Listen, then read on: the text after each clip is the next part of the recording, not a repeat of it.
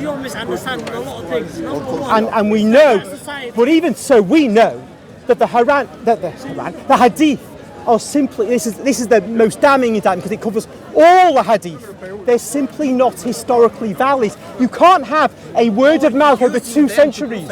Pardon? How are you using them to prove anything? The reason why is because Muslims say Bukhari is really top-notch historical stuff for knowing the history of Islam. Muslims aren't too keen on the Sirah because they put the Hadith first.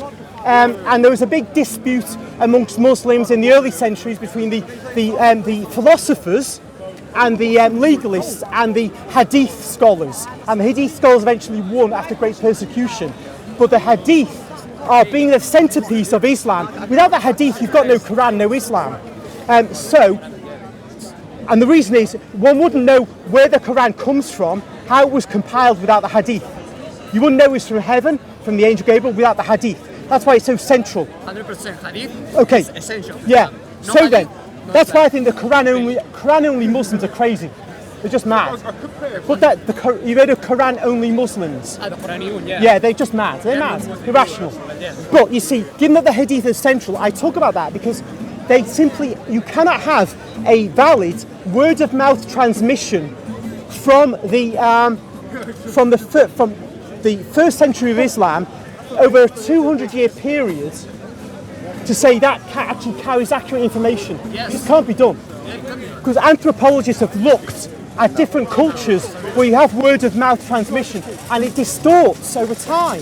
It just does. Yeah, so the science of Hadith takes that into account. The science of Hadith takes that into account. Takes that into account. Okay. So people that don't have good memory, they are not taken as narrators to declare a Hadith as How do you know they have a good or bad memory?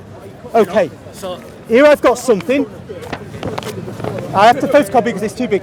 For the camera, the Encyclopaedia of Islam, pretty much the standard of Islamic studies, and it's this is the 1986 edition, and I've got from it about the Hadith, the chapter on Hadith.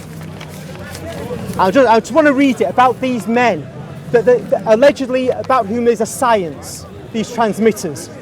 It says, criticism was made of transmitters for various other reasons, because I've given the various Muslims' criticism of the transmitters in previous paragraphs. It says, some were accused of carelessness in transmission, others of being inaccurate in old age, others of pretending to transmit traditions when they'd lost their books and were depending on a faulty memory.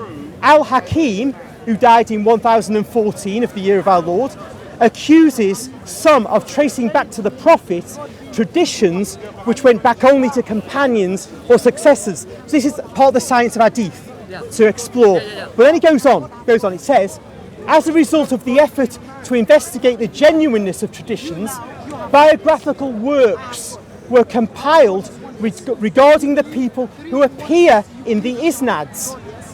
Obviously the isnads being the chain of transmissions, as you know.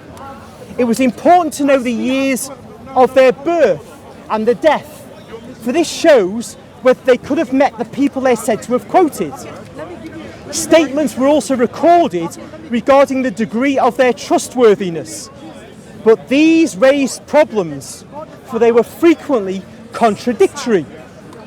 Although it's said that such material was collected from the first century of Islam, the books were mainly compiled from the 3rd century onwards. So 200 years later at least, the biographies were compiled.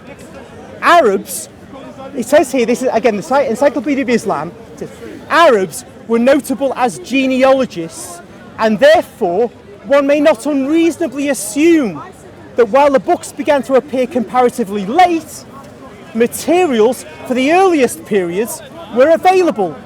Well, this sentence is really dodgy, but as I say, I'm reading from the Encyclopaedia of Islam, which is an apologia in some ways for Islam.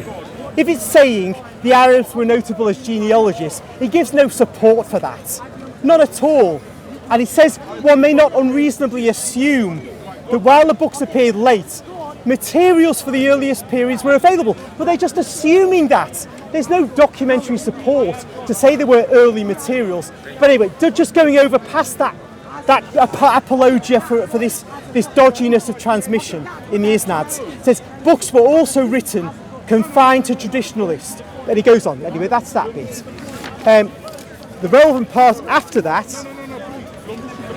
the criticism of traditions was very detailed, showing how seriously the works were undertaken, and one recognises the genuine efforts made to clear away what was false. But Western scholars have tended to argue that the criticism did not go far enough. Goldziher, in his Mohammedanische Studien and elsewhere, has shown that hadith is not based on such firm ground as the conventional doctrine would lead one to suppose. And he's been followed by many others. One readily notices phrases from the Old and New Testaments put into the mouth of the Prophet as his sayings. There are references to towns far from Arabia, which were to be conquered, even to towns which were yet to be conquered, even to towns not yet founded in the Prophet's time. Parties which arose in the early Muslim period are named, e.g. Kharijis, Mudijis, Kharijia, Dajimi. Reference can be found to the rightly guided caliphs, and there are unmistakable references to the Umayyads and the Abbasids. So these are showing that this is anachronistic. Many miracles are attributed to the Prophet, although the Quran does not represent him as a miracle worker. There's great detail regarding the tribulations before the end of the world and regarding the Last Judgment.